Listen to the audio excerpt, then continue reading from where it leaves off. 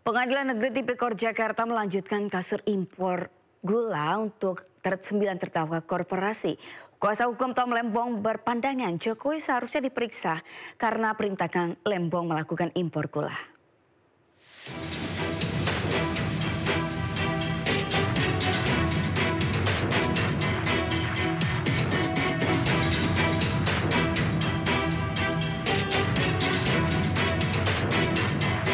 Pengacara mantan Menteri Perdagangan Thomas Lembong, Zaid Musafi, angkat suara terkait pengakuan Jokowi yang mengaku memerintahkan Tom Lembong untuk melakukan impor gula.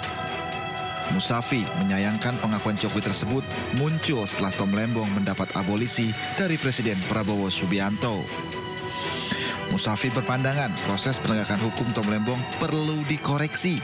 Menurut Musafi, harusnya Jokowi diperiksa dalam kasus ini, baik saat penyelidikan, penyidikan, hingga persidangan.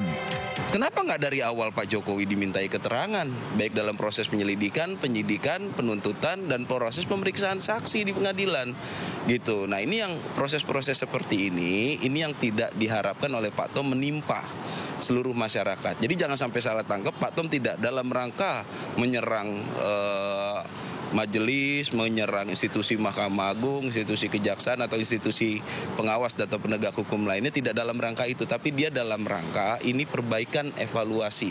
Sebelumnya Presiden ke-7 RI Joko Widodo mengaku memerintahkan Tom Lembong untuk impor gula. Namun demikian, Jokowi tegaskan teknisnya tetap pada menteri. Ya, seluruh kebijakan, yang namanya seluruh kebijakan negara itu dari presiden, siapapun presidennya. Tapi untuk teknisnya itu ada di kementerian, jadi level teknis itu ada di kementerian. Sama kayak kasus nikel itu berarti? Ya, semua yang namanya dalam konteks negara, kebijakan itu pasti presiden. Ke utara, diarahkan. Tapi untuk teknisnya itu ada di kementerian.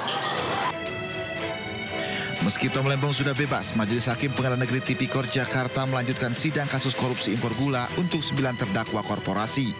Keputusan ini diambil hakim setelah mendengar pertimbangan dari kuasa hukum dan jaksa penuntut umum. Dari Jakarta, Tim Liputan iNews melaporkan.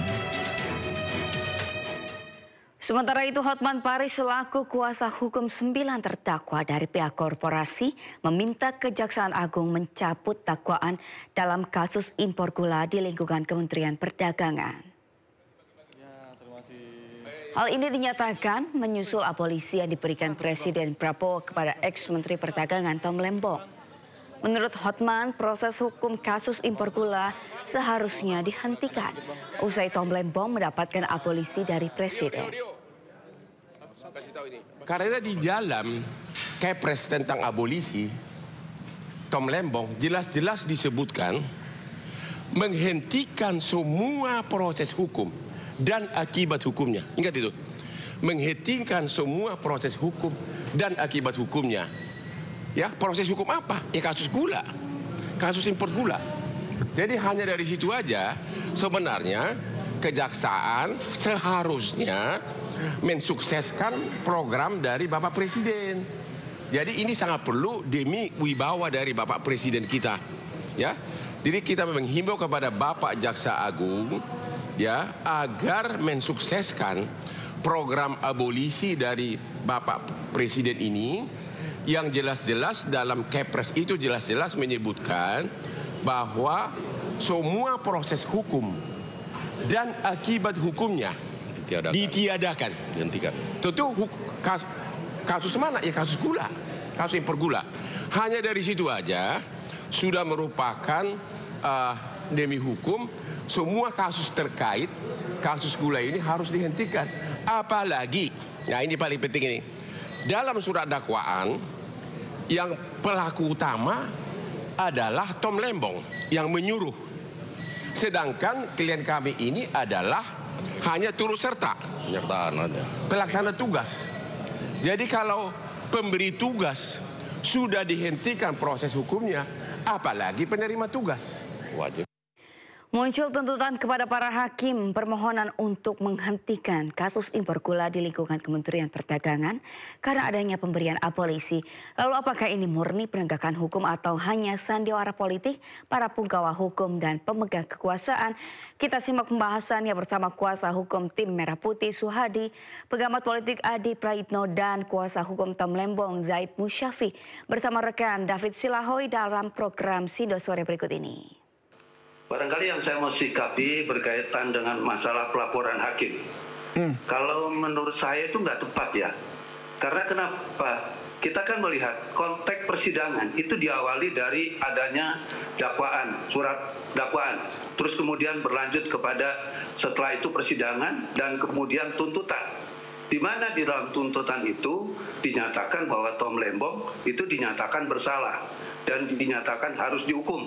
Kemudian pengadilan ya atas tuntutan tersebut berdasarkan fakta-fakta persidangan itu dinyatakan bahwa memang ada bukti bahwa di sana ada suatu perbuatan pidana sebagaimana dimaksud dalam pasal 2 Undang-Undang Tipikor ya. Jadi kalau kita melihat pada parameter kerja pengadilan itu harusnya nggak boleh. Jadi kalau seandainya keputusan seperti ini yang saya katakan ini kan keputusan politik, bukan keputusan hukum.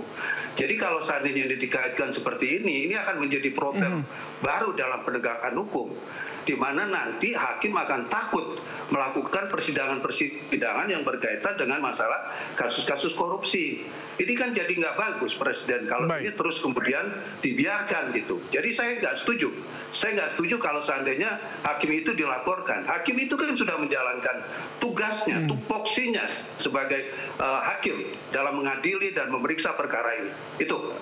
Pendapat yang tadi saya dengar ya silakan aja nggak setuju. Tapi gini, fakta persidangan dilihat nggak? Materi persidangan dilihat nggak? Bagaimana perilaku dan kode etik hakim dilaksanakan dalam proses persidangan?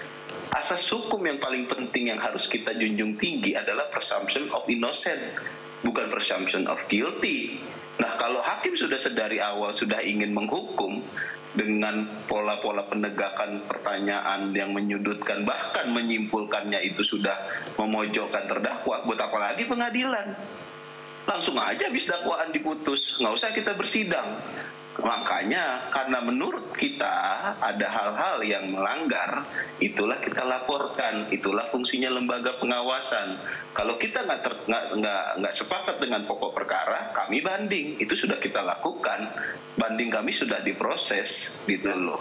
Nah, dan ketiga, terkait konteksnya abolisi, yaitu hak prerogatif presiden. Nggak usah kita komentari seperti apa, tapi ya silakan aja yang mau punya pendapat. Yang pasti, secara fakta hukum, ya semua yang melihat persidangan itu sudah sepakat. Ini memang sangat janggal, penuh keganjilan pertimbangan dan proses perjalanan persidangan Pak Tom Lembong.